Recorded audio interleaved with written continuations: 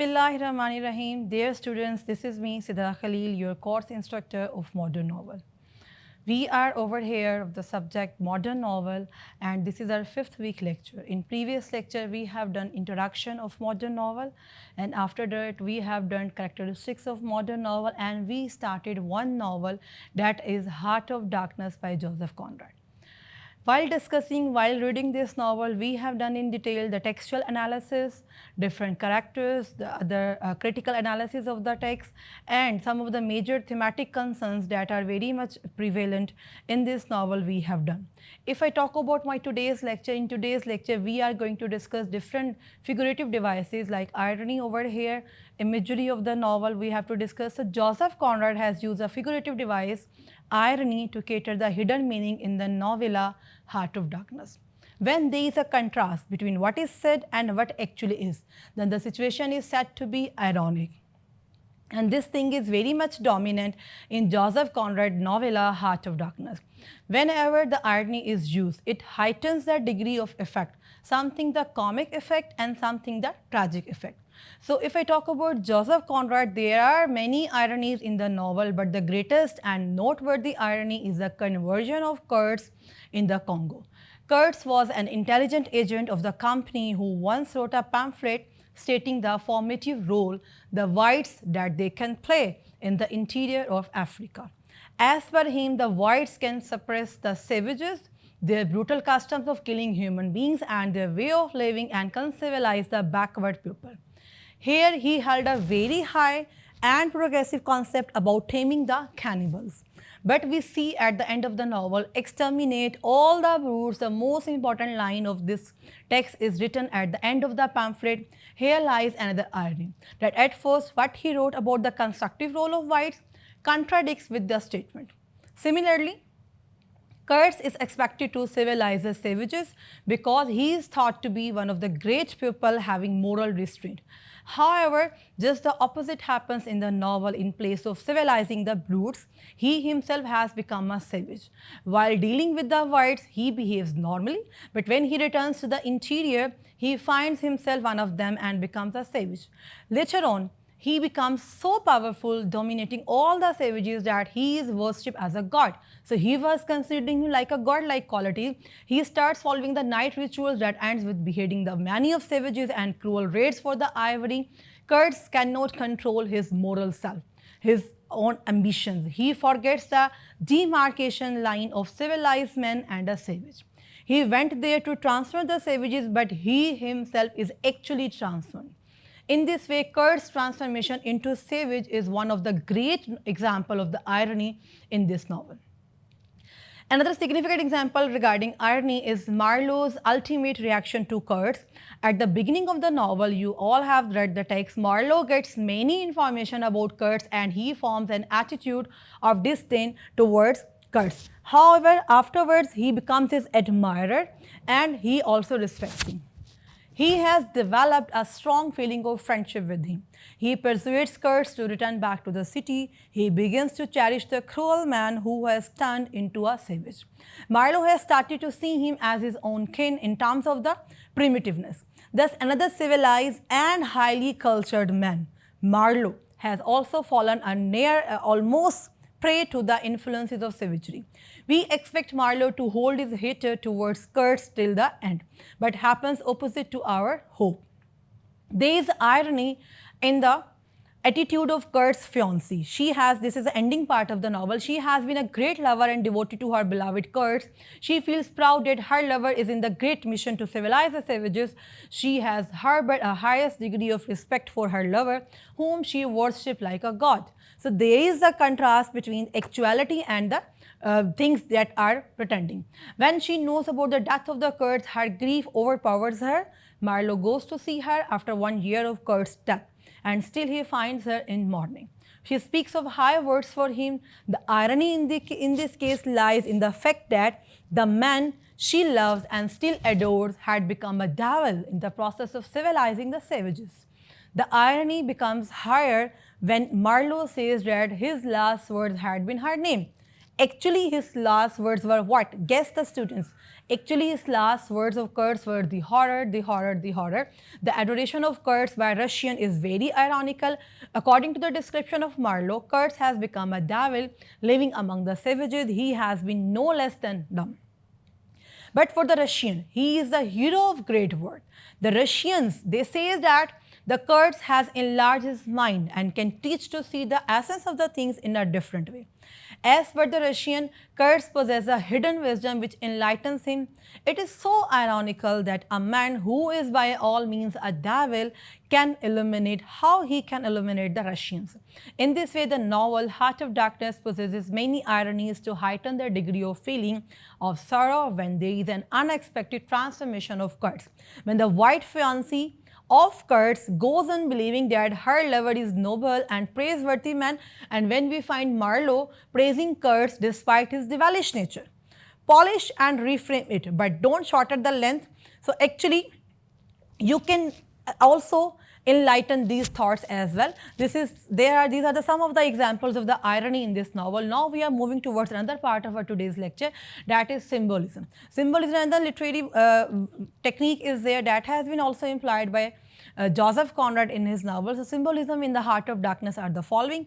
Joseph Conrad's novella Heart of Darkness uses extensive symbolism where characters and elements represent deeper meanings beyond what is seen on the surface. Number 2, the central character, Mr. Kurtz. Mr. Kurtz symbolizes the greed, corruption, and lust for power of Western imperialism, as well as the influence of barbarism on civilized man cut off from society. Marlowe symbolizes the spirit of adventure and observer of human nature, and to an extent is influenced by savagery through his experiences in the Congo. So symbolism in the Heart of Darkness are the following examples from the text are over here. The complexity with profanity of most of the modern writers leads them to fill their writings with greater significance than we find on the surface. Symbolism means a deeper meaning in what has been written than meets the eye. Heart of Darkness is replete with a lot of symbols. Every person and everything means more than what we find on a superficial view. The novel is based on the facts of history as well as on the facts of Conrad's own life, as we have already read about the autobiographical features of the Conrad's life that were also present in the novella Heart of Darkness. But Conrad has tried to convey the evasive and elusive truth underlying both the historical facts and his personal experiences. Almost every character in the Heart of Darkness has some symbolic significance. The central figure, I told you earlier, Mr. Kurtz, firstly, he symbolizes what?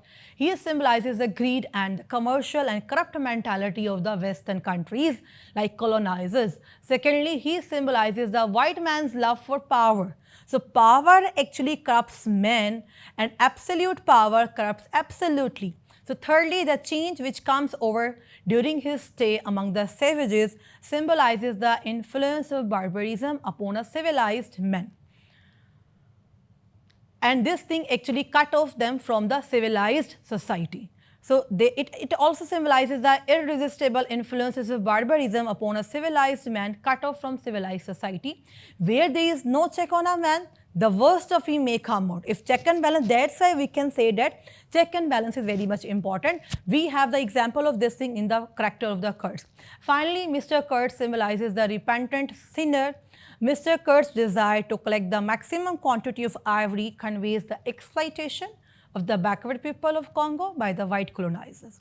Marlowe too has a symbolic role in the novel. Firstly, he symbolizes the spirit of adventure and a love of knowledge. Secondly, he symbolizes the thoughtful observer of human life and the thoughtful student of human nature as well. He also symbolizes a philosophical approach to human life by constantly meditating upon what he observes. To some extent, he too symbolizes the influence of savagery because his own primitive instincts have been awakened when he heard a lot about Mr. Kurtz's way of life and then by his close personal contact with that man. The subsidiary characters too possess symbolic significance. There is the manager of the central station. It is wrong to say that he symbolizes inefficiency. If he had been inefficient, he would not have been able to continue at his post. He symbolizes spiritual emptiness. If he is unable to inspire respect or love or fear, it is because he is spiritually barren and has no originality and no solid ideas in his head, though he can do his manager's work like a machine.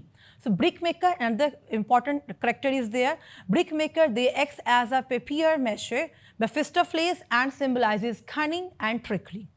There are numerous white agents or traders loitering around the central station because they are idle. These men are described by Marlowe as faithful pilgrims. The cannibal crew on Marlowe's steamer really symbolizes efficiency because they don't shirk work. More than efficiency, they symbolize self-restraint because they do not try to satisfy their hunger by killing and eating white man's flesh. The knitting woman in the beginning of the story symbolizes the fates who determine the future of every human being on the earth. These knitting women symbolize the danger which lies in store for Marlowe. In the outer room, the two women knitted black wool feverishly. The majestic-looking native woman who appears on the riverbank when Mr. Kurtz is being taken away symbolizes the woman's strong devotion and steadfast loyalty to her lord and lover. Mr. Kurtz's fiancée also symbolizes loyalty, but her loyalty is that of an innocent, inexperienced woman who is deluded by false appearances and does not know the ways of the world. The fiancée symbolizes the hold of an illusion upon a woman's mind. The Russian symbolizes inquisitiveness or the desire to learn, but also symbolizes loyalty and fidelity, the two virtues which Marlowe also symbolizes. Many sights seen by Marlowe also possess symbolic significance. Another is the French warship firing aimlessly into the forest and the rock being blasted with gunpowder, but without any purpose, symbolizes a sense of futility and an aimless endeavor. Ivory symbolizes the white man's greed, white man's lust. Then there is sight of one overworked and starved native laborers dying slowly of disease and starvation. The condition of these men symbolizes the sufferings of the natives who do not receive any sympathy from the white colonizers. They were dying slowly. They were not enemies. They were not criminals. They were actually the masters of the native land. They were nothing earthly now, nothing but black shadows of disease and starvation. The chain gang with half a dozen native men chained to one another and each wearing an iron collar round his neck symbolizes the white man's sway over the ignorant backward people without any concern for their welfare.